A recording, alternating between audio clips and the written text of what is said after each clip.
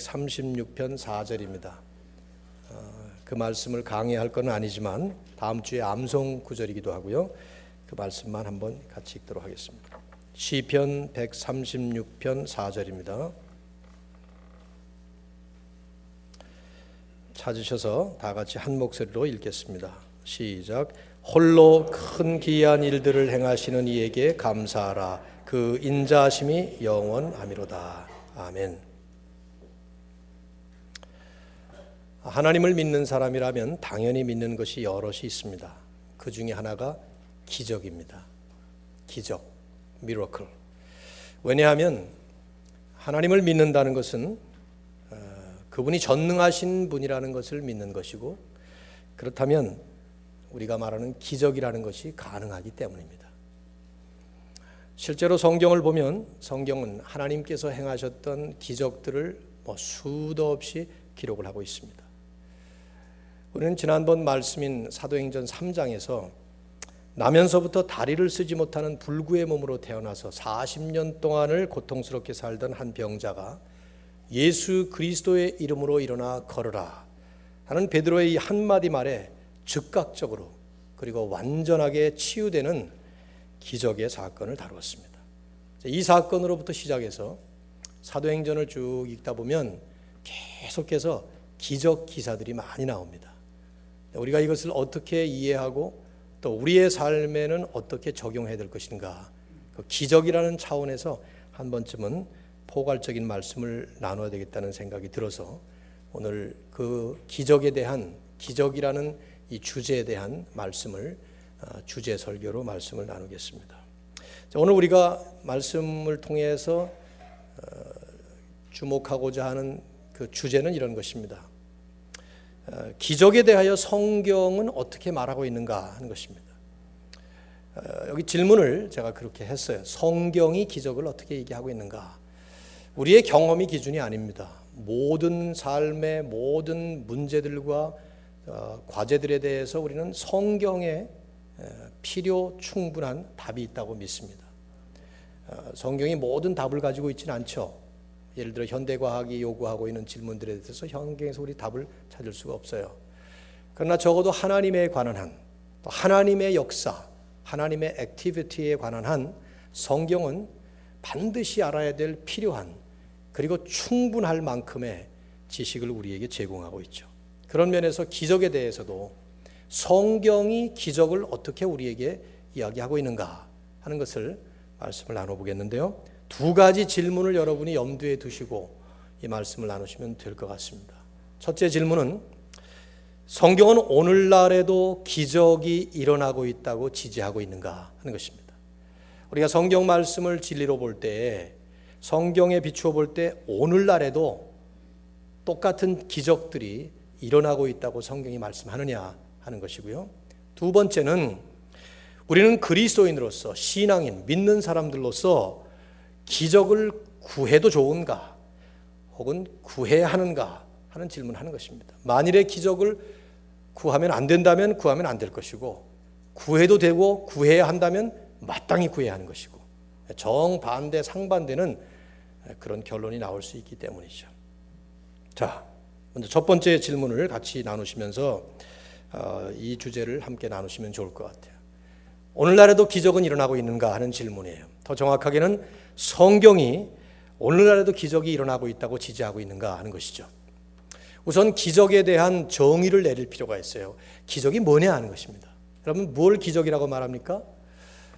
제가 국어사전을 찾아봤어요. 민중서관에서 나온 국어사전을 보니까 두 가지 뜻을 정의를 내렸더라고요. 첫째는 사람이 생각할 수 없는 아주 신기한 일, 예를 들면 한강의 기적, 이렇게 썼더라고요. 그냥 비유적인 표현이죠. 한강의 기적 이런 것들은. 두 번째가 재미있어요. 인간의 능력으로서는 불가능한 일을 하느님 혹은 성령의 힘을 입은 특수한 사람이 행하는 일, 괄호 열고, 즉 예수가 기도로서 문둥병자 안진뱅이를 고친 일 등등, 괄호 닫고. 재밌더라고요. 그 일반 사전에 기적을 설명하면서 성경의 표현을 사용해서 썼더라고요. 그래서 저는 혼자 속으로 생각하기를, 그러면 그렇지, 하나님 빼놓고야 설명할 수 없는 일이고 성경 빼놓고는 설명할 수 없지, 이런 생각을 해봤는데, 자, 성경적으로 볼 때 기적, miracle, 이걸 어떻게 정의를 내릴 수 있습니까? 이런 것들을 연구하는 분들이 이제 조직 신학자들인데, 이제 그분들이 연구한 연구의 내용들을 좀 빌린다면 이렇게 정의를 내리면 제 생각에는 아주 페어하다고 생각해요. 기적이란 하나님께서 사람들로 하여금 경외감과 신비로움을 갖도록 함으로 해서 하나님 당신을 증거하시기 위해서 행하시는 하나님의 덜 일반적인 행위. 좀 복잡하죠? 두 가지 내용이 종합된 거예요. 설명을 드릴게요. 첫째는 기적은 하나님의 역사라는 것입니다. 근데 하나님의 역사이긴 한데 덜 일반적인 역사라는 것이죠. Less common activity. 덜 일반적인 역사다. 두 번째는 이런 기적들은 목적이 있어요. 어떤 목적이냐 하면은 그 기적을 체험하는 사람들로 하여금 경외감과 신비로움을 갖도록 해서 그 기적을 일으키시는 하나님이 하나님이시라는 사실을 증거하기 위해서 하나님이 일으키시는 그런 역사라는 것이죠. 그래서 이제 그걸 다시 한번 종합해서 일목요연하게 정의를 내린다면 영어로 쓰면은 이렇게 썼더라고요. A miracle is a less common kind of God's activity in which He arouses people's awe and wonder and bears witnesses to Himself. 우리말로 번역을 해보면 거의 정확하게 포괄적으로 잘 종합한 정의라고 생각해요. 기적이 뭐냐 하고 질문한다면 기적은 하나님께서 사람들로 하여금 경외감과 신비로움을 불러일으킴으로 인해서 하나님 자신을 그 기적을 통해서 증거하시기 위해 하나님이 행하시는 하나님의 덜 일반적인 역사다. 이렇게 정의하는 것이죠. 근데 이제 그렇게 정의를 하면서 우리가 전제로 생각할 부분이 있어요. 왜냐하면 사실 우리의 삶을 돌아보시면은 하나님은 우리의 모든 일상적인 삶을 직접 주관하시고 다스리시고 개입하시는 분이십니다. 여러분, 현대 과학이 발달한 이 현대 사회에서 우리가 살고 있긴 하지만 우리는 이실론적 신앙관을 갖고 있지 않습니다. 미국의 창시자인 토마스 제퍼슨은 이실론자였습니다. 이 사람의 신앙은 뭐냐 하면 크리스찬이라고 하지만 크리스찬이 아니에요. 거의 자유주의에 해당되는 것이죠. 하나님이 세상을 창조하시고는 가만히 놔둔다는 것이죠. 그러면 그냥 자동적으로 돌아가는 거예요. 제 시계를 만든 워치메이커가 시계를 만든 다음에 배터리가 있는 한 시계는 그냥 돌아갑니다. 제가 아무 일을 하지 않아요. 하나님이 그렇게 세상을 돌게 한다고 하는 것이 이실론이에요. 많은 현대 신앙인들이 자유주의 신앙에 영향을 받은 사람들이 그렇게 믿습니다. 비가 내리는 거 자연현상이에요. 해가 뜨는 거 자연현상입니다. 식물이 자라고 우리가 숨을 쉬고 호흡하고 이거 다 그냥 저절로 이루어지는 거라고 생각해요. 그렇지 않습니다.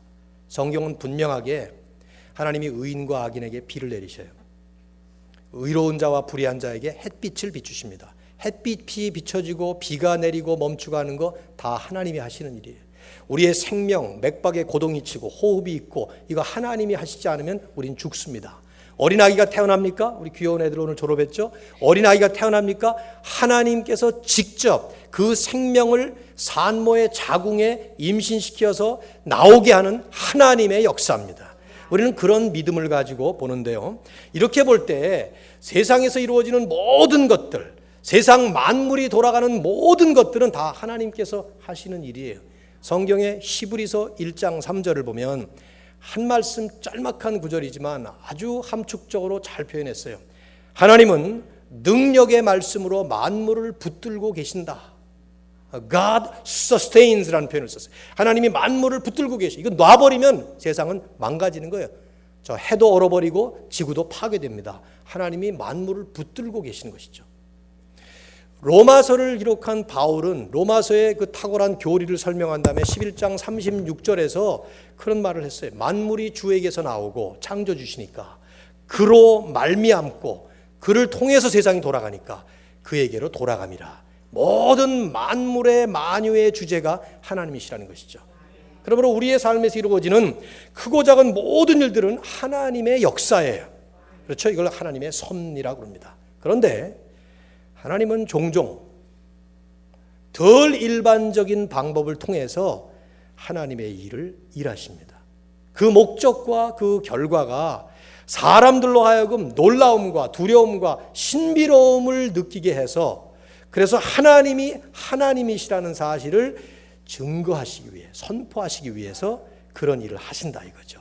그걸 우리는 기적이다 이렇게 얘기하는 거예요. 신구약 성경을 보면 셀 수도 없이 수많은 종류의 많은 기적 기사들을 기록하고 있어요. 성경에서 기적 기사를 빼버리면 성경이 존재하지 않을 거예요. 우찌무라 간조에게 기적을 빼버리면 성경은 앞장과 뒷장에 겉뚜껑 2개만 남는다. 이런 말을 한 것은 그건 과장이 아니에요. 성경 전체가 창세기 1장 1절부터 마지막까지가 기적으로 꽉 차 있어요. 우리가 생각하는 그 전형적인 기적들이 있죠. 불치병을 고친다든가, 죽은 자를 살리신다든가, 또 뭐 귀신을 쫓는다든가, 자연 현상을 다스리시는 어떤 초자연적인 현상이 일어난다든가, 이런 것들을 우리는 이제 기적이라고 말하는데, 특별히 저와 여러분에게 관련이 되는 한 가지는 기도 응답으로 이루어지는 기적들입니다. 기도 응답. 어떤 신학자들 가운데는 기도 응답으로 이루어지는 것을 기적이라고 말할 수 있느냐 하는데요, 우리가 방금 정의를 내린 것처럼 사람들로 하여금 경외감과 신비로움을 갖도록 하여서 하나님 자신을 증거하기 위해서 행하시는 하나님의 덜 일반적 행위가 기적이라고 정의를 내린다면, 그렇다면 기도한 결과로 사람들의 경외감을 불러일으키고 하나님의 능력을 인식하기에 충분할 만한 그런 기도의 응답이 이루어진다면 그 기도는 기적을 일으킨 기도라고 말할 수 있어요. 예를 들면 엘리야의 기도 같은 거예요. 여러분, 엘리야의 생애를 보시면은 열왕기상 17장부터 그 이야기 나오는 거 보면 엘리야는 기도를 통해서 비를 멈추고 비를 내리게 했어요. 그렇죠? 그 기도는 이적을 일으킨 기도예요. 하나님께 기도를 했더니 하늘에서 불덩어리가 내리는 그런 역사가 일어났습니다. 기적을 일으킨 기도예요. 과부의 아들을 죽은 가운데서 살리는 기도를 기도함으로 인해서, 그것도 기적을 일으킨 그런 기도예요. 기도가 기적을 일으킨 것이죠. 사도행전은 우리가 계속 보고 있는데요, 사도행전 9장에도 베드로가 죽은 다비다라고 하는 여자를 기도를 통해서 살려냅니다. 그 기도는 기적을 일으킨 기도입니다. 이게 우리와 관계가 있기 때문에 지금 이 부분에 제가 집중을 하고 있는 거예요. 기도와 기적 부분. 사도행전 12장에 보시면 베드로가 감옥에 갇혔을 때 초대교회는 다 같이 모여서 기도를 했어요. 내용은 나와 있지 않지만 간절하게 베드로를 위해 기도했습니다. 그때 하나님은 천사를 보내서 옥문을 열고 쇠사슬을 풀고 베드로를 추록시켰어요. 그래서 그 사람들이 다 놀라죠. 그때 초대교회가 했던 기도는 기적을 일으킨 기도였습니다. 우리가 기적을 이제 이렇게 이해를 해보면 그런 기적의 목적이 무엇이냐 하는 것을 두 번째로 질문하게 돼요. 기적을 가만히 보면 성경에 나오는 모든 기적들은 어느 날 그냥 랜덤하게 뜬금없이 하나님이 심심해서 일으키신 기적이 아니에요. 분명한 목적이 있었어요. 성경이 전하고 있는 목적을 정리해보면 4가지 목적 중에 한 가지 혹은 4가지가 다 들어있었어요. 여러분, 이 4가지를 정리하실 필요가 있어요. 쓰실 필요가 있다는 얘기인데요, 알아서 쓰십시오. 첫째는 복음의 선포를 위해서 기적을 행하셨습니다. 하나님의 복음, 그것을 신약의 사도들이나 이 사람들이 증거했던 말씀 선포를 볼 수도 있고, 구약 시대에 어떤 하나님을 증거하는 이런 구두로 하는 그런 이런 것 보통 다 마찬가지인데, 이런 복음의 선포를 위해서 하나님은 기적을 행하셨습니다. 즉 복음의 메시지에 신적 권위, 하나님의 권위를 부여하기 위해서 이적을 행하신 것이죠. 예수님의 사역에서 아주 역력하게 보여준 내용이에요. 여러분, 예수님께서 복음서를 읽어보면 기적을 많이 행하셨는데 그 기적을 행하실 때 그냥 행하신 것이 아니에요. 대부분의 경우는 주님은 그 기적을 행하시면서 그 기적을 통해서 당신께서 하나님의 아들이신 것을 보여주고자 했던 것이죠. 그래서 기적이 일어날 때마다 주님이 원치 않은 경우도 있었어요. 하나님의 아들인 걸 너무 빨리 알아차리는 경우가 있어서 그걸 홀드시키려고 그런 경우도 있었는데, 어쨌든 그 기적을 통해서 나타나는 것은 하나님의 아들이시라는 예수 그리스도를 증거하는 하나의 증거가 됐던 것이죠. 초대교회는 이 사실을, 이 진리를 아주 잘 파악하고 있었던 것 같습니다. 그래서 초대교회는 모여서 기도를 할 때 그런 기도를 드렸어요. 우리가 다음에 볼 본문인데 사도행전 4장 29절과 30절을 보면 베드로가 감옥에 갇혔다가 나왔어요. 공회에 붙잡혔다가 나왔습니다. 그때 이들은 간절하게 뭐라고 기도를 하는가 하면 이렇게 기도를 합니다. 주여, 종들로 하여금, 우리들로 하여금 담대히 하나님의 말씀을 전하게 하여 주시오며 손을 내밀어 병을 낫게 하시옵고 표적과 기사가 거룩한 종 예수의 이름으로 이루어지게 하옵소서. 이들이 지금 기도하는 것은 하나님의 말씀을 담대히 증거할 수 있게 해 주옵소서 하는 것이 기도의 핵심이에요. 그러나 그걸 위해서 손을 내밀어서 병을 낫게 해주시고 표적과 기사와 기적들이 일어날 수 있도록 예수 그리스도의 이름으로 일어날 수 있도록 해 주시옵소서. 왜? 복음을 선포할 때 그 복음의 메시지에 하나님의 권위를 부여해서 그것이 명백하게 하나님의 말씀이라는 것을 증거해 보일 수 있는 가시적인 증거로 기적이 일어나게 해달라 하는 기도를 드렸던 것이죠. 즉 기적의 첫 번째 목적은 복음의 선포 때문입니다. 두 번째는요, 하나님 나라가 임하였다는 것을 증거하기 위해서 기적이 일어났습니다. 이 예수님이 하신 일들 가운데 우리가 좀 특이하게 생각할 수 있는 것은 복음서 읽어보시면 귀신 쫓는 일들이 많아요. 여러분, 귀신은 창조 때부터 시작해서 마지막 날까지 이 땅에 존재합니다. 귀신론에 대한 것도 나올 때가 되면 한 번쯤 정리를 해볼 필요가 있는데요. 하나님의 대적자인 사탄 내지는 마귀라고 부르는 자는 하나예요. 그건 단수입니다. 그러나 이 사탄 혹은 마귀가 거느리고 있는 수많은 악령들이 있습니다. 이거는 복수입니다. Evil spirits라고 복수로 나오죠. 하여튼 이 사단에 속한 사단의 지배하에 있는 이 사단의 그 일당들이라고 얘기를 합시다. 그들이 귀신인데 이 복음서를 읽어보시면은 구약에는 그냥 간간히 조금씩 비추던 이 존재가 예수님이 등장하셨을 때 엄청나게 많이 일어나요. 그러면서 주님은 거의 대부분 여기저기 가시면서 귀신 쫓는 일에 정신이 없으실 만큼 그렇게 나옵니다. 근데 보십시오. 예수님이 귀신을 많이 쫓으셨지만 여전히 지금 귀신은 존재합니다. 보이지 않는 가운데 아주 왕성하게 활동합니다. 언제까지? 주님께서 다시 재림주로 이 땅에 왕으로 군림하시고 하나님이 모든 세상을 종결 지으시면서 그 모든 악령들을 불러 모아서 바닥이 없는 무적행, bottomless pit, 저 영원한 무적행으로 던져 놓을 때까지 귀신은 이 세상에 존재할 뿐만 아니라 다스리고 있어요. 바울은 에베소 6장 12절에서 우리의 씨름은 혈과 육에 대한 것이 아니라 정사와 권세와 어둠의 세상 자들과 하늘에 있는 악의 영들에 대함이라고 분명하게 말씀했어요. 지금 우리가 살고 있는 우리 삶의 현장에 이 하늘에 있는 악의 영들, 그것이 어둠의 권세자들로 지금 세상을 다스려서 세상 사람들을 죄를 짓게 만들고 세상을 점점 더 부패하고 어둡게 만들고 있어요. 하나님이 허락하신 일이에요. 때가 될 때까지 하나님이 그냥 let go 하고 놔두시는 일이에요. 이것이.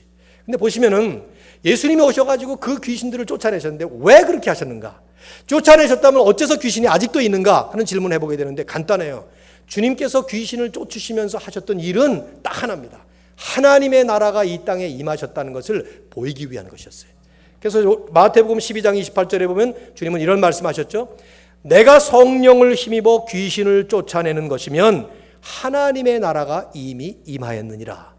즉 주님은 귀신이 이 땅에 존재하고 또 귀신에게 다스림을 받는 세상에 오셔서 그 귀신에 대한 주님의 승리를 선포하면서 그것이 가시적으로 보여준 것이 뭐냐면 하나님의 나라가 임했다 하는 거예요. 그래서 하나님의 백성들에게 하나님에게 나라가 임한 그 효력이 발생하기 시작했다는 것을 보여주기 위해서 그렇게 하신 것이죠. 그래서 주님은 제자들을 파송을 하시면서도 그 말씀을 하셨어요. 마태복음 10장 7절을 보시면은 너희는 가면서 전파하며 말하되 천국이 가까웠다. Kingdom of heaven is near. 이걸 선포하라는 거예요. 그게 메시지였어요. 그러면서 병든 자를 고치고 죽은 자를 살리며 문둥이를 깨끗게 하며 귀신을 쫓아내라. 즉 천국이 가까웠다는 메시지를 증거하기 위해서 귀신을 쫓아내고 병든 자를 고치고 죽은 자를 살리면서 이런 이적을 행하도록 말씀을 하셨던 것이죠.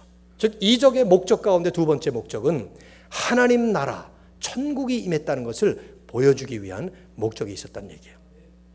세 번째로 또 하나의 목적은 극한 어려운 상황에 놓여 있었던 사람들을 돕기 위해서 그렇게 하신 것입니다.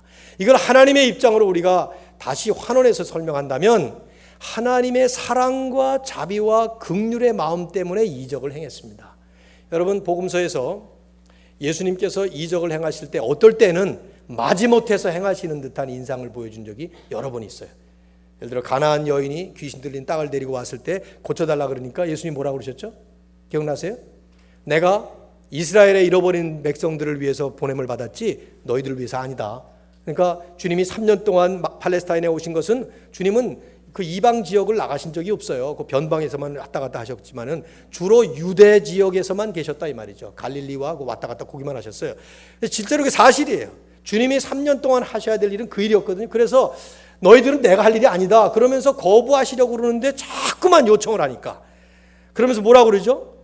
개들도 주인의 상에서 떨어지는 뭐 어쩌고 저쩌고 그러면서 부스러기를 먹나이다. 그러니까 그때 예수님이 불쌍히 여기시면서 그를 고쳐주신 거예요. 많은 이적들이 예수님이 그 불쌍히 여기시는 compassionate heart, 사랑, 자비, 이 긍휼 때문에 사실은 이적을 안 하시려고 그러다가 이적을 행하시는 경우가 대단히 많았다 이 말이죠. 기억하셔야 될 것은 그러한 하나님의 사랑, 그러한 자비와 긍휼의 마음은 지금도 변함이 없을 거라는 것이죠. 하나님이 옛날에는 긍휼이 많으셨는데 지금은 긍휼이 없냐? 아니라는 거예요. 네 번째 목적이 있다면 하나님께 영광을 돌리기 위해서죠. 이적을 실제로 경험했던 많은 소위 이적의 수혜자들이라고 할까요? 그 사람들은 이적의 결과로 하나님께 영광을 돌리곤 하는 것을 성경이 많이 보여줍니다. 실제로 어떤 이적은 아예 하나님께 영광을 돌리기 위한 목적으로 그 이적의 도구가 된 일이 있어요. 생각나시나요? 요한복음 9장에 보시면은 나면서부터 눈먼 사람이 있었어요. 그때 제자들이 가다가 이 사람이 나면서부터 시각 장애인으로 태어난 것은 부모의 죄입니까? 이 사람의 죄입니까? 하고 묻죠. 그때 예수님 뭐라고 말씀하셨죠? 그것은 바로 하나님, 그에게서 이 사람에게서 하나님의 일을 나타내시고자 합니다. 이해하기 어렵지만은 그러나 하나님께서 하나님의 영광을 나타내시고 하나님의 역사를 나타내시기 위해서 이 사람이 나면서부터 이런 사람이 됐다 이 말이에요. 그래서 예수님이 결국 고쳐줌으로 인해서 하나님이 하나님이신 것을 보여주는 그런 역사예요. 나사로가 부활한 것도 마찬가지예요. 나사로가 안 죽을 수 있었어요. 그러나 나사로가 죽었다가 살아나야만 했던 것은 하나님이 살아계시다는 것을, 하나님의 영광을 나타내기 위해서 그렇게 하신 것입니다. 자, 다시 첫 번째 질문으로 돌아갑니다. 그렇다면 하나님은 지금도 이적을 행하시느냐 하는 질문이죠. 이걸 우리가 성경적으로 질문한다면 이러한 이적들은 성경 시대로 끝났느냐 아니면 지금도 계속되느냐 하는 것입니다. 예수님 시대와 사도 시대까지는 성경에 보면 있었어요. 사도 시대까지가 신약 성경 아닙니까? 그때로부터 지금까지 2000년이 흘렀어요. 2000년이 지난 지금까지도 계속해서 똑같은 이적들이 일어나고 있고 하나님은 행하시느냐 하는 질문이라 이 말이죠. 신구약 전체를 통해서 이적의 역사를 살펴보면 구약에서는, 구약 시대에는 기적이라는 것이 모세나 엘리야나 엘리사 같은 아주 특별한 시대의 특별한 리더들에게 일어났던 특별한 역사였습니다. 다윗의 생애 속에 이적이 일어난 일이 있나요? 없습니다. 요셉의 생애 속에 이적이 일어난 일이 있습니까? 없습니다. 이적은 그 당시에도 아주 특별하게 일어났던 less common, 덜 일반적인 역사였습니다. 구약에. 그러다가 이제 신약으로 들어오면서 예수님 시대가 시작이 되면서 갑자기 기적이 일어나는 거예요. 복음서를 읽어보면 기적이 엄청 많아요. 기록되지 않은 기적은 더 많습니다. 그거 다 기록하면 세상도 그 기록된 내용을 담지 못한다고 요한은 말했어요. 예수님 시대에 기적이 엄청 왕성하게 행되졌는데 중요한 것은 이것입니다. 잘 들으십시오. 그런 기적을 행하는 능력이 예수님께만 국한되어 것은 아니라는 사실이에요. 12사도들에게 기적을 행하는 능력을 주님은 주셨어요. 70명의 제자들에게까지도 그 기적을 행하는 능력을 주셨습니다. 아까 마태복음 10장 얘기를 했죠. 가면서 하나님 나라가 이 말씀을 전파하면서 병든 자 고치고 죽은 자 살려내고 귀신을 쫓아. 실제로 가서 그들은 그런 일을 행한 다음에 돌아와서 예수님에게 리포트를 냈죠. 뭐라고 냈습니까? 우리가 주의 이름으로 선포했더니 귀신들이 쫓겨나더이다. 그러니까 예수님께서 나도 봤다. 하늘에서 사단이 떨어지는 걸 봤다. 이런 얘기를 하셔요.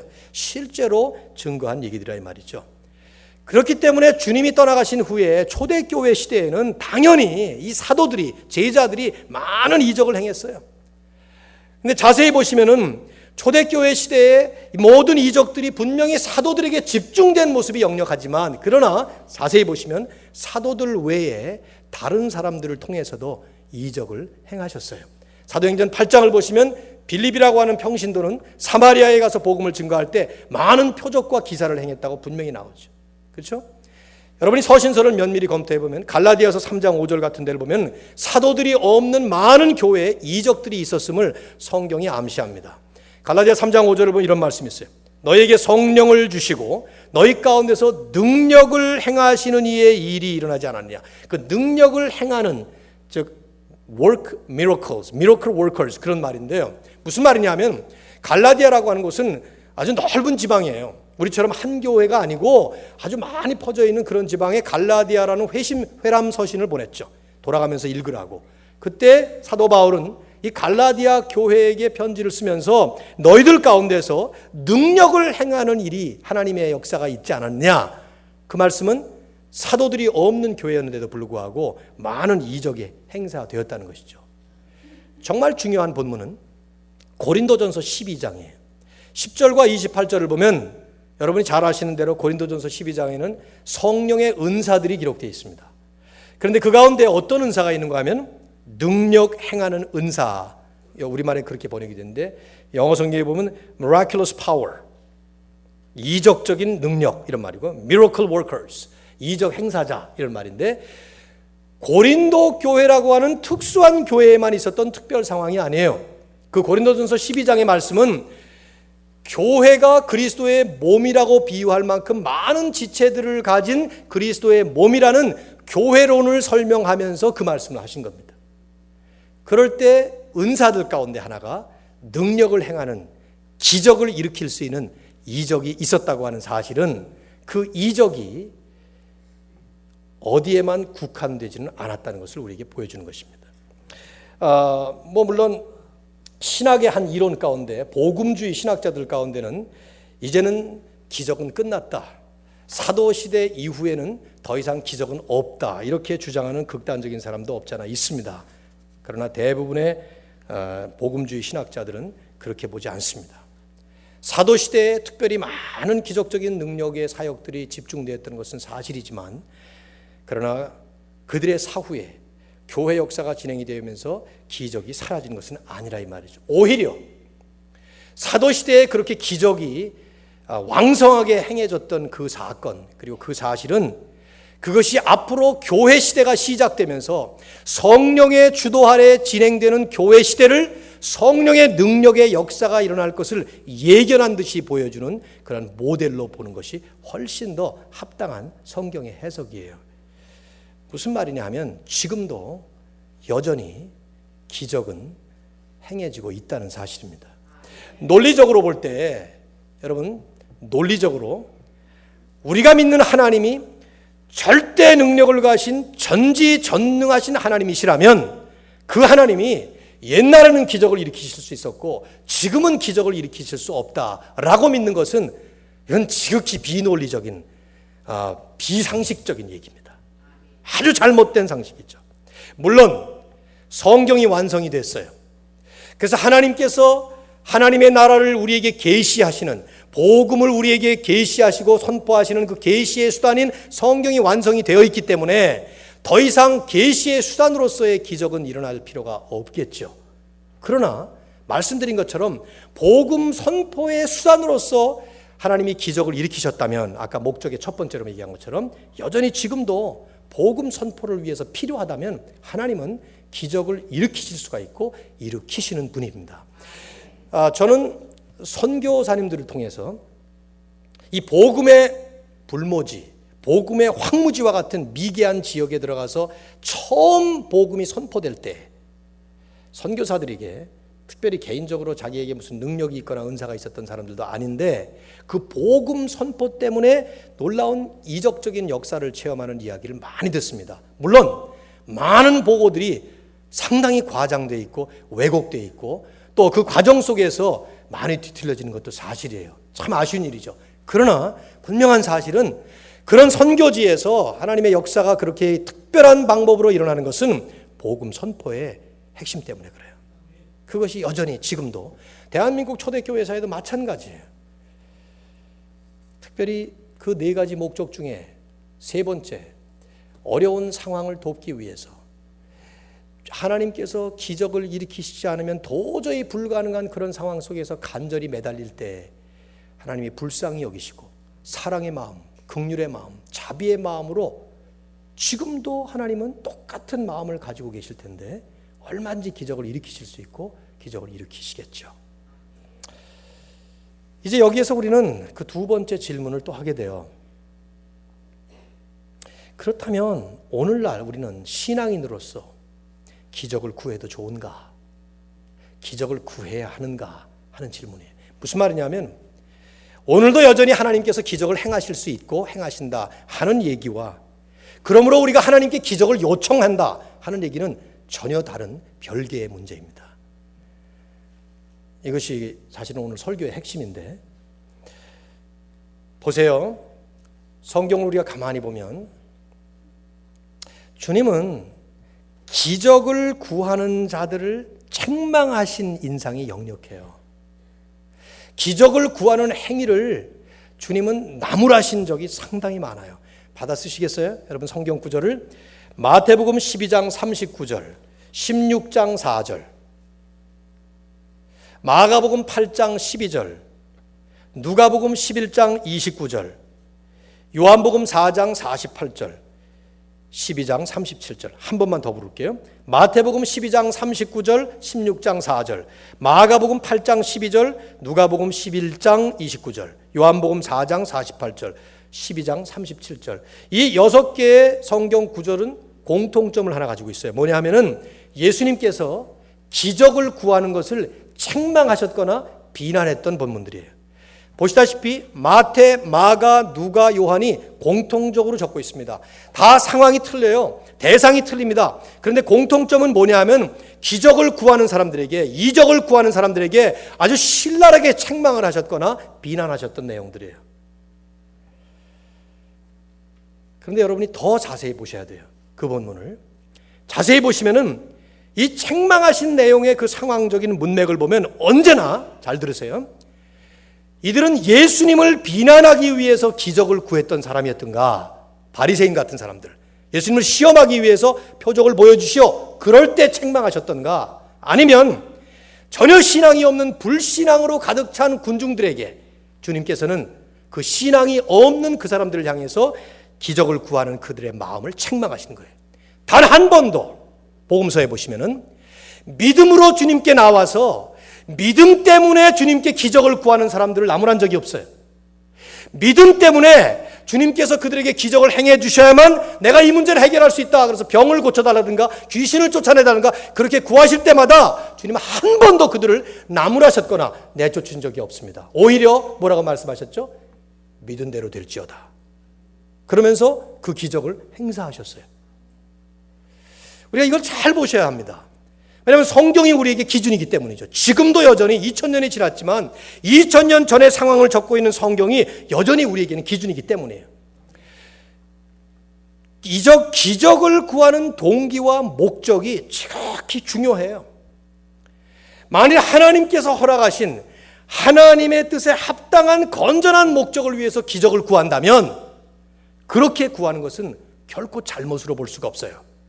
복음의 선포를 위해서, 하나님의 나라가 이 땅에 임하였기 때문에 악령의 세계를 물러뜨리기 위해서 기적을 행하기를 구한다면, 또 하나님의 사랑과 자비와 긍휼의 마음에 호소하면서 하나님이 도와주시지 않으면, 특별하게 역사하시지 않으면 도저히 방법이 없는 절박한 상황 속에서 믿음으로 하나님의 절대적인 전지전능하심을 믿기 때문에 하나님께 기도하면서 기적을 구하는 것은 잘못이 아니죠. 특별히 하나님의 영광을 나타내기 위한 목적으로 기도한다면 결코 그것은 잘못이라고 볼 수가 없죠. 말씀드린 것처럼 초대교회는 이 진리를 잘 알고 있었어요. 그래서 그들은 아까 사도행전 4장 29절과 30절에서 말씀하지 않았어요? 그렇게 말합니다. 공회가 핍박을 하고 협박을 해요. 이 안전뱅이를 고치자마자 많은 사람들이 교회로 돌아오니까 공회가, 이 산헤드린이 겁을 먹었어요. 큰일 났다. 50일 전만 해도 십자가에 죽었던 그 나사렛 예수의 일당이 살아나, 뭐 이런 식으로 생각하면서 사도들을 가두니까 이들은 기도한 것입니다. 뭐라고 기도합니까? 주여, 지금 그들의 위협함을 굽어 보시옵소서. 저 지금 무서운 챌린지를 봐달라 이거죠. 그러면서 종들로 우리로 하여금 담대히 하나님의 말씀을 꿀리지 않게 전하게 해 주시옵소서. 그러면서 손을 내밀어 병을 낫게 하시고 표적과 기사가 예수 그리스도의 이름으로 이루어지게 하옵소서. 네, 그렇게 기도했더니 땅이 진동하면서 이들이 담대함을 얻고 세상을 향해서 힘차게 나갔던 거예요. 우리가 이렇게 본다면 우리는 기적에 대한 생각을 잘 정리할 필요가 있습니다. 물론 한 가지, 거짓 기적을 조심해야 합니다. 성경이 말씀하는 것이 거짓 기적이 뭡니까? 기적은 기적인데 기적을 일으키시는 주체가 하나님이 아닌 사탄이에요. 능력이나 현상은 기적이에요. 그러나 그 목적은 하나님의 목적과 정반대되는 목적이에요. 성경이 많이 나와요. 출애굽기에 나오는 그 바로의 마술사들, 실제로 지팡이를 뱀으로 만들었습니다. 이게 착시 현상이 아니에요. 실제로 지팡이가 뱀이 된 것이죠. 그러자 모세와 아론의 지팡이가 그걸 삼켜버리지 않았습니까? 이건 실제로 일어난 일이에요. 사도행전에도 많이 나와요. 8장에 나오는 그 사도행전 8장의 마술사 시몬, 이건 눈속임의 마술사가 아니에요. 실제로 마술을 한 것입니다. 또 16장에 보면 빌립보에 갔더니 점치는 여종이 있었어요. 그 점치는 여종은 바울을 만나기 전에는 점을 통해서 사람들의 미래를 예측하고 예견해 주면서 많은 돈을 버는 사람이었어요. 그러나 바울이 나타나면서 그 악령들이 맥을 못 추게 된 것이죠. 그래서 바울이 매를 맞고 감옥에 들어간 거 아니에요? 이런 일들을 향해서 사도 바울은 데살로니가 교회의 데살로니가 후서 2장 9절에서 이런 말씀을 했습니다. 악한 자의 나타남은 사탄의 활동을 따라 모든 능력과 표적과 거짓 기적과 불의의 모든 속임으로 멸망하는 자들에게 있으리니. 무슨 말입니까? 마지막 때에 사탄의 능력으로 거짓 기적을 행하는 자들이 일어나서 진리를 말하지 아니하고 복음을 훼손시키는 일이 기적을 통해서 일어날 것이라는 겁니다. 주님은 마태복음 24장 24절에서 마지막 때가 되면 적그리스도와 거짓 선지자가 일어나서 많은 표적과 기사를 행하여 할 수만 있으면 택한 백성들도 미혹하리라. 성도들을 미혹하고 교인들을 미혹하고 그래서 그 복음이 아닌 다른 곳으로 갈 것이라는 거죠. 바울은 뭐라고 말했죠? 디모데 후서 4장 마지막에 뭐라고 말했어요? 때가 이르리니 사람들이 귀가 가려워서 그 가려운 곳을 긁어주는 사람을 향해서 발걸음을 옮길 거라는 거예요. 진리에서 떠나 허탄한 이야기를 쫓으리라. 허탄한 이야기라는 것은 옛날에 이야기밖에 없었죠. 재미있는 게. 그 모든 것들이 진리가 아닌 그런 현상적인 추종이 있을 거라는 것이죠. 왜냐하면 이것이 죄성을 가진 인간의 본성이에요. 우리는 우리의 말초신경을 자극해주고 우리의 재미를 자극해주는 이런 초자연적인 현상에 우리는 미혹당하는 현혹되는 그런 본능을 가지고 있어요. 그래서 바울은 그런 경고를 한 것이죠. 이렇기 때문에 우리는 이 분야에 나이브하게 너무 쉽게 흑백 논리나 혹은 그냥 간단하게 내 경험을 가지고 얘기할 일이 아닙니다. 성경이 뭐라고 말씀하는 것을 면밀히 검토해서 성숙하고 분별 있게 신중하게 이 문제를 잘 정리해야 합니다. 결론을 말씀드릴게요. 결론적으로 우리는 이렇게 정리를 하면 좋을 것 같아요. 하나님의 목적은 여전히 동일합니다. 하나님은 지금도 여전히 하나님 되심을 이 땅에 나타내시고 예수 그리스도를 통해서 우리 가운데 오셔서 하나님의 살아계심과 하나님의 역사를 우리에게 분명히 보여주시면서 그러한 목적을 위해서 기적이 사용되어야 한다면 하나님은 오늘날도 얼마든지 기적을 일으키실 수 있고 또한 우리도 그런 기적을 요구할 수 있습니다. 이런 면에서 첫째로 만일 우리의 믿음이 부족해서 전능하신 하나님을 믿는다고 하지만 믿음이 부족해서 하나님의 기적을 믿지 않거나 구하지 못한다면 이것은 또 다른 종류의 불신앙에 해당될 것입니다. 저는 많이 봐요. 교회 안에서 불치병을 놓고 기도합니다. 우리 교회도 지금 4명을 놓고 모두가 다 터미널 캔서예요. 그걸 놓고 기도합니다. 하나님 아무개 이 병을 낫게 해 주옵소서. 그러면서 안 믿습니다. 하나님이 역사하시면은 또 하나님께서 이 하나님의 목적에 부합되게 우리가 간절히 기도하면 하나님은 기적을 일으키실 수 있는 분이에요. 지금도 하나님은 예수 그리스도로 이 땅에 오셔서 분명하게 우리에게 보여주신 그 모습, 사랑이 풍성하시고 긍휼이 많으시고 자비가 많으신 분이기 때문에 간절하게 절박하게 하나님께서 역사해 주시지 않으면 방법이 없기 때문에 현대 의술도 고치지 못해요. 현대 과학이 해결하지는 못해요. 그래서 하나님께 간절하게 매달릴 때, 그런 성도를 놓고 간절하게 기도해 줄 때 하나님은 기적을 일으키실 수 있는 분이십니다. 만일 믿음이 부족해서 기도만 하고, 그 무슨 기도인지 모르겠지만 믿지 않는다면, 그렇다면 그것은 불신앙이에요. 교회가 정말 준비를 잘해서 야외에서 무슨 행사를 하라고 하는데 그 행사를 쫙 준비해놓고, 하나님 오늘은 정말 비가 내리면 안 됩니다, 그 자리에 비가 내리면 안 됩니다 하고 기도해놓고 나서 모든 교인들이 다 우산을 들고 나간다면, 그러면 그 기도가 과연 무슨 종류의 기도냐 이 말이죠. 그렇게 기도를 했으면 비가 올 것 같아도 먹구름이 막 하늘을 뒤덮었어도 사실은 기도했기 때문에 우산을 버리고 가야 되는 거예요. 그래요, 안 그래요? 그래서 주로 그런 기도 잘 안 하죠. 그렇죠? 예, 자기 스스로를 그런 시험대 위에 올려놓으니까 그런 기도 잘 안 하죠. 저도 비 내리지 말라는 기도는 잘 안 합니다. 그래서 제가 그런 기도를 안 하는 이유는 이기적인 기도같이 느껴져서 안 할 뿐이에요. 그러나 정말 하나님의 복음 선포를 위해서, 하나님 영광을 위해서 그런 좋은 목적으로 기도한다면 그것은 바른 기도가 되겠죠. 그리고 하나님을 믿어야 할 것입니다. 그러나 동시에, 자, 아멘 하시던 분들 잘 들으셔야 될 것 같은데, 동시에 주님께서 말씀하신 것처럼 악하고 패역한 세대가 표적을 구하는 것이 우리 죄인인 인간의 본능적 성향이라면, 지금은 훨씬 더 악하고 패역한 세대가 되었어요. 옛날 2000년 전보다 지금은 훨씬 더 악하고 패역한 세대가 되었기 때문에, 이 악하고 패역한 세대가 표적을 구하는 성향을 가진 것이 인간의 성향이라면, 우리는 기적을 구할 때 그 구하는 동기와 목적과 자세에 정말로 신중해야 합니다. 가려운 것을 긁어주고 허탄한 이야기를 쫓게 만드는 오늘 세상의 흐름 속에 왜 우리가 기적을 구하고 있는가?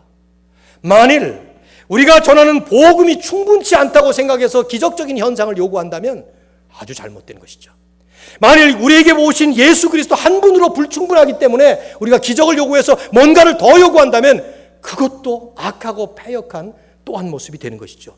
그 어떤 세속적인 동기가 우리의 그 구하는 동기 가운데 들어있어서 기적을 구한다면 병 낫는 것도 마찬가지예요. 그렇다면 그것은 우리는 주님께 책망받았던 2000년 전 그 시대의 사람들과 똑같은 잘못을 범하는 것입니다. 그래서 여기에 균형과 성숙함과 뛰어난 분별이 필요하고 신중한 영성이 필요합니다. 그리고 마지막으로 기적을 경험하는 경우, 그래서 그 기적을 보고할 때 주로 간증 형식으로 보고하죠. 그렇죠? 그럴 때 정말 정확하게 신중하게 보고해야 합니다. 저는 그래서 간증을 별로 좋아하지 않아요. 왜냐하면 많은 간증들이 기적을 체험했는지는 모르겠어요. 체험했을 것입니다.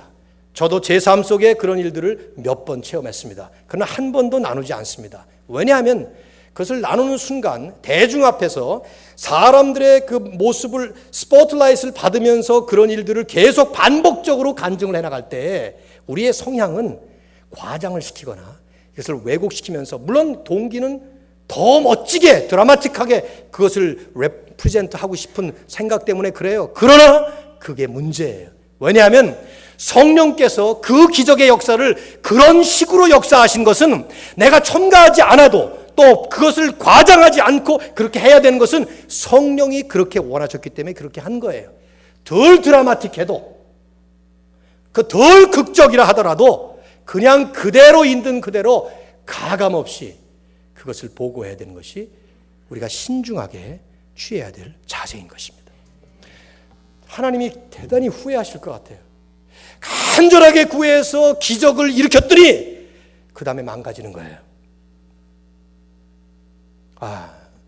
내가 저 친구에게 내가 기적을 행하지 말았어야 되는데, 하나님이 후회하시는 일들이 많이 있을 것 같아요. 제 생각에는.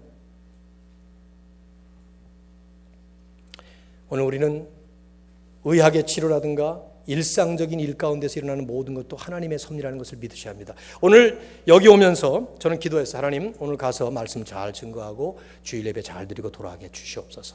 그 기도 속에는 교통사고 안 나도록, 어젯밤에 우리 교회 교우 가운데 한 가정에 결혼 필요를 하고 나서 늦게 돌아와서 교통사고 나신 분에게 전화를 했어요. 낮에 전화가 안 됐기 때문에 전화가 왔더라고요. 그래서 전화를 나누면서 했는데 경찰차하고 부딪혔는데 한바탕 죽을 뻔했어요. 어쨌든 그 교통사고 난 것을 제가 어젯밤에 듣고 그 다음에 오늘 아침에 오면서 성도들 한 분도 교통사고가 나지 않기를, 제가 이름을 일일이 다 부르면서 기도는 못했지만, 자, 여러분이 지금 이 자리에 교통사고 없이 이렇게 와 앉아 계신 것은 저는 기도의 응답이라고 믿습니다. 아멘 하신 분들은 분명히 믿는 분들일 거라고 저는 생각하고 싶어요. 이게 저절로 내 운전 기술이 좋아서 그 다음에 스무스하게 돌아가는 교통의 흐름 때문에 이렇게 왔다. 우리 집에서 교회까지 오는 동안은 한 번도 사고 안 나. 뭐 그래서 오셨다. 참 제가 볼 때는 아쉬운 그런 생각들이에요. 하나님은 크고 작은 모든 일 가운데 역사하시는 분이에요. 큰 일들, 초자연적인 일들, 덜 일반적인 일들만이 아니라 하나님은 우리의 모든 삶 속에 역사하십니다. 그러다가 하나님의 특별한 목적 때문에 하나님이 원하시는 대로 그런 일들을 일으키십니다. 오늘 우리가 시편 136편 4절을 우리들이 다음 주에 외울랬는데, 홀로 그 기이한 큰 일들을 행하시는 그분께 감사하라. 하나님만이 영광을 받으시는. 그래서 우리는 감사하고 또 감사해야 되는 수많은 감사의 조건들을 가지고 살아가죠. 저와 여러분의 삶 속에 합당하게 하나님이 역사하실 때 합당한 반응을 보이시면서 주님께 영광이 돌려지기를 주의 이름으로 축원합니다. 제가 기도하고 그리고 축도하고 마치겠습니다. 그대로 기도하겠습니다. 하나님 아버지, 우리 하나님의 은혜 안에서 오늘도 이렇게 예배에 나와 주님께 영광을 돌리는 귀한 공동체의 예배를 드리게 해주신 것을 감사합니다. 아버지 하나님, 우리의 먹고 마시고 입는 모든 크고 작은 일들이 다 주님의 직접적으로 구체적으로 간섭하시고 주관하시는 은혜인 줄로 믿습니다. 주님, 우리의 삶을 다스려 가시는 이 주님의 다스리심 앞에서 늘 감사하며 감격하면서 홀로 그 큰 기이한 일을 행하시는 하나님께 감사하며 사는 저희들 되게 하여 주시옵소서. 주님, 그러나 주님의 복음을 선포하기 위해서, 하나님의 영광을 나타내기 위해서, 그리고 너무나도 절박하고 간절하고 안타까운 상황 속에 주님이 직접 다스리지 않으면 방법이 없는 너무 안타까운 그런 상황에 있는 우리들 혹은 성도들을 위해 기도할 때, 아버지여, 전능하신 우리 하나님께서 하나님의 전능하신 오른팔을 들으셔서 하나님의 역사를 이루실 것도 믿습니다. 주님, 그런 일들을 이루실 때 겸손하고 진실하게 감사하면서 오직 주님께만 영광을 돌릴 수 있도록 저희들의 삶을 인도해 주시옵소서. 감사드리며 이제는 우리 주 예수 그리스도의 은혜와 하나님 아버지의 크신 사랑과 성령의 충만하심이 오늘 모든 삶 속에 하나님의 역사를 믿고 주님 앞에 영광 돌리기를 마음으로 작정하는 사랑하는 모든 성도들 위해 이제로부터 영원토록 함께 있을지어다. 아멘.